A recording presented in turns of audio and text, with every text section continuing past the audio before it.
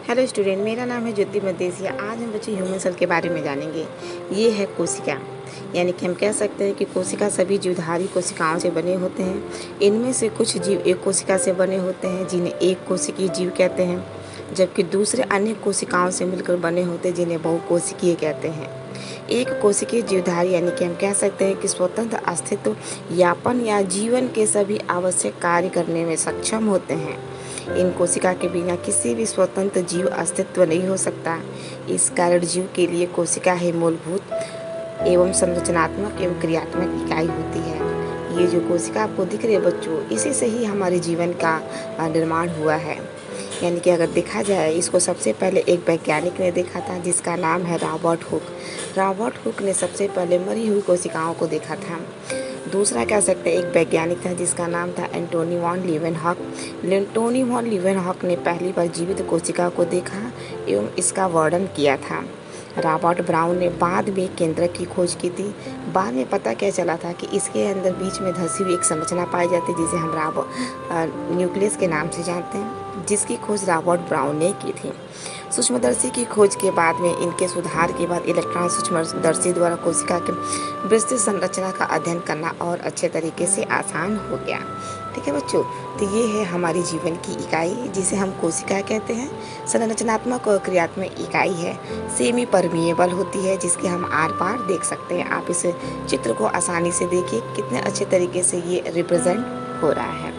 कोशिका सिद्धांत को अगर देखा जाए बच्चों, तो वैज्ञानिक थे जिसका नाम था एक मैथियस स्लाइडिन ने बहुत सारे पौधों के अध्ययन करने के बाद पाया कि पौधे भी विभिन्न कोशिकाओं से ही मिलकर बने होते हैं जो पौधों में उत्तकों का निर्माण करते हैं। लगभग इसी समय एक वैज्ञानिक आया था जिसका नाम था थियोडोर स्वान। थियोडोर स्वान ने भी विभिन्न जंतु कोशिकाओं के अध्ययन के बाद यह पाया कि कोशिकाओं के बाहर एक पतली परत मिलती है जिसे हम आजकल जीव द्रव्य झिल्ली यानी कि प्लाज्मा मेम्ब्रेन के नाम से जानते हैं। तो ये दोनों वैज्ञानिक थे, एक का नाम मैथियस स्लाइडेन था, एक का नाम थियोडोर स्वान था। एक जर्मन साइंटिस्ट था और एक आपका ब्रिटेन का रहने वाला वैज्ञानिक था। इन वैज्ञानिकों ने उत्तकों के अध्ययन के बाद पाया कि पादप कोशिकाओं में कोशिका भित्ति मिलती है जो इसकी एक विशेषता बताती है। उपरोक्त आधार पर बच्चों हम कह सकते हैं कि स्वान ने अपनी परिकल्पना रखते हुए बताया कि प्राणी और वनस्पतियों का जो शरीर होती है कोशिकाओं और उनके उत्पाद से मिलकर बने होते हैं। यानी कि हम कह सकते हैं ब्रह्मांड में जो जीव जिंदा है उसका शरीर कोशिकाओं से मिलकर बना है।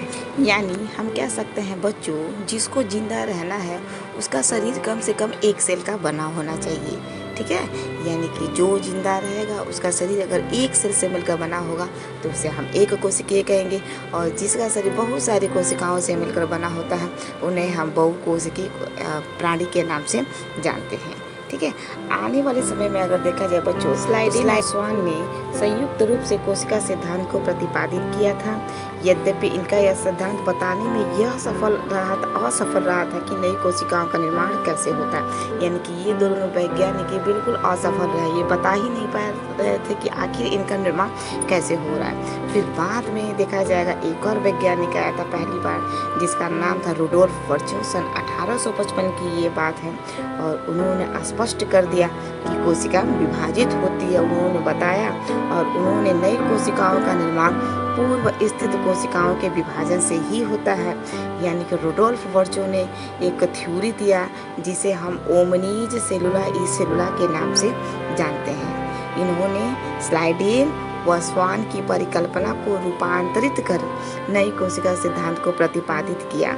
ठीक है, वर्तमान समय में अगर देखा जाएगा तो इसे हम सेल थ्योरी के नाम से जानते हैं। यानी कि तीनों वैज्ञानिक को हम मिलाएंगे, मैथियस स्लाइडेन, थियोडोर स्वान और रुडोल्फ वर्चो को मिलाकर आज के हम समय में मॉडर्न सेल थ्योरी के नाम से जानते हैं। तो ये पूछता है कि modern cell theory given by 3 scientist Matthias Schleiden, Theodor Schwann and Rudolf Virchow. इनका बच्चों अवलोकन किया जाए तो हम कह सकते हैं कि कोशिका के भीतर एक सघन झिल्ली युक्त संरचना मिलती है जिसे केंद्रक कहते हैं। इस केंद्रक में गुणसूत्र यानी कि क्रोमोसोम होता है जिसमें आनुवंशिक पदार्थ डीएनए होता है। जिस कोशिका में झिल्ली युक्त केंद्रक पाया जाता है उसे यूकैरियोट्स के नाम से जाना जाता है, जिसमें नहीं होता उसे हम प्रोकैरियोट्स कहते हैं। ये हमारे सेल थ्योरी देने वाले वैज्ञानिक थियोडोर स्वान, रुडोल्फ वर्चो और मैथियस लाइडे, ठीक है। यानी कि इन्हीं तीनों वैज्ञानिकों के द्वारा सेल थ्योरी आपकी दी गई थी कि ये बोलते हैं कि जितने सारे लिविंग सेल्स हैं, कोशिकाएं, जीव हैं, सारा सेल से ही मिलकर बने हैं। एक कोशिका की उत्पत्ति उन्हीं के पूर्ववर्ती कोशिकाओं से ही होती है। यानी कि कोशिका जो है एक basic structure and function in living things. यही तीनों वैज्ञानिक रुडोल्फ वर्चो ने ही सेल थ्योरी को प्रतिपादित किया था। ये बच्चों एनाटॉमी ऑफ सेल है। सेल के अंदर अगर देखा जाए तो क्या क्या चीज़ें होती है, आइए जानते हैं।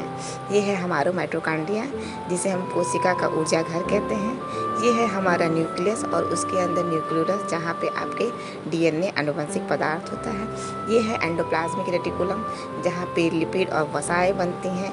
ये है माइक्रोट्यूब्स जहाँ पे स्केलेटन वगैरह कोशिकाओं के बनते हैं। ये है सेल मेम्ब्रेन जो हमारे कोशिका की हिफाजत करती है। और ये है हमारा राइबोसोम जहाँ पे बच्चों प्रोटीन का निर्माण होता है। और ये है हमारा गोल्गी बॉडी जहाँ प्रोटीन और लिपिड्स का मॉडिफिकेशन होता है यानी कि रूपांतरित किया जाता है। ये है हमारा लाइसोसोम जिसे कोशिका के आत्महत्या की थैली के नाम से जाना जाता है।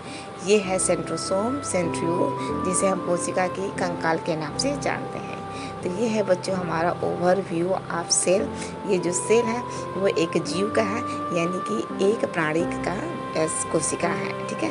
तो प्राणियों का शरीर या पादपों का शरीर, जितने सारे जीव हैं सबका शरीर हमारे इन्हीं कोशिकाओं से ही मिलकर बना है।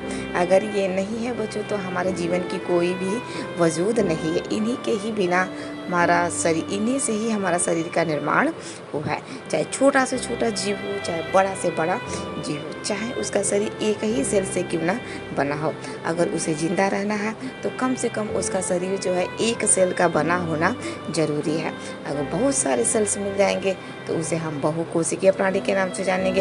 अगर एक सेल से मिलकर उसका शरीर का निर्माण हो रहा है तो उसे हम एक कोशिकीय कोशिका के नाम से जाना जाता है बच्चों। तो ये है हमारा anatomy of animal cell. I hope आपको वीडियो अच्छी लगी है तो प्लीज़ लाइक, शेयर और सब्सक्राइब करिए। थैंक यू सो मच बच्चों, bye and stay tune and keep on watching my channel. Thank you so much.